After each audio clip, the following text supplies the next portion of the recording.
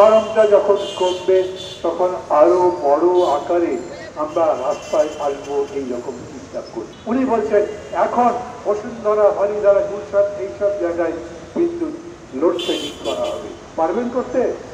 তাও পারবেন না। ভোট কেড়ে নিয়েছে, জিনিসের দাম বাড়িয়ে দিয়েছে, আপনার মাথায় ঋণের বোঝা চাপিয়েছে, আপনার বিদ্যুতের দাম পরে সমন্বয় করবো বছরে 4বার করে সমন্বয় করবে, মানে 4বার করে বাড়াবে। ওরা 5 বছর সমন্বয় করলে 20 বার বাড়াবে। তখন আর বিদ্যুৎ কিনতে পারবেন কেউ? অন্ধকারে নিমজ্জিত হবে পুরাতে। এর মধ্যে আবার আমাকে ওখানে বলছেন প্রধানমন্ত্রী গতদিন বলেছেন না খালি গ্রামে কেন লোডশেডিং করেন, গ্রামে বিদ্যুৎ আসে না, মাফ করবেন, গ্রামে বিদ্যুৎ থাকেই না। কার্যকর দিনের 8 ঘন্টা বিদ্যুৎ নাই। উনি বলছেন এখন বসুন্ধরা, হরিদ্বার, গুজরাট এইসব জায়গায় বিদ্যুৎ লোডশেডিং করা হবে। পারবেন করতে? তাও পারবেন না। এই সরকারের হাতে ওগুলো কোনো ক্ষমতা নাই। একটাই ক্ষমতা আছে, বেগম জিয়াকে ছাড়বে না। একটাই ক্ষমতা আছে, বিরোধী দলের নেতাদের ছাড়বে না। একটা ছোট্ট কথা বলে নিয়ে এখনই শেষ করে দেবো, যেহেতু আজান পড়ে গেছে। 10 বছর ধরে আমার পাসপোর্ট নেই। আমার ছেলে মেয়ে বিদেশে পড়াশোনা করে, ওদের দেখতে যেতে পারি না। আমি কয়েকবার অসুস্থ হয়েছি, বিদেশ যেতে পারছি না। আমি বিদেশ গেলে পালিয়ে যাব। এর মধ্যে আমি গেছি, তবার তো ফিরে আসছি।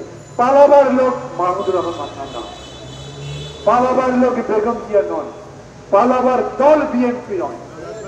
আমরা আন্দোলন করতে করতে, লড়াই করতে করতে, রক্ত দিয়ে, জীবন দিয়ে, জেল খেতে একেবারে শক্ত পোক্ত শেষ দেখেছেন।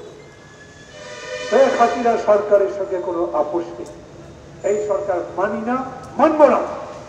ওরা যাই করুক, যদিও জানি কিছু করবার ক্ষমতা নাই, তাদেরকে মানার কোনো প্রশ্ন আসে না। লড়াই করতে হবে আমাদেরকে, এবং অপেক্ষা করেন।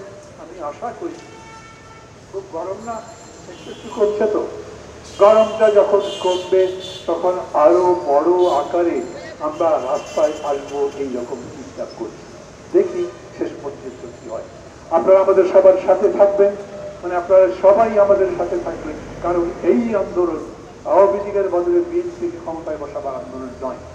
এই আন্দোলন আপনাদের, এই আন্দোলন দাম কমাবার, এই আন্দোলন ঋণের বোঝা কমাবার, এই আন্দোলনের বিদ্যুতের দাবি অন্ধকার থেকে আলোকে থাকবার, এই আন্দোলন ছাত্রদের শিক্ষার ব্যবস্থা করবার। অনেকগুলো বিষয় আছে, এত কিছু আর বলবো না। অলরেডি প্রায় 12:30 বাজে।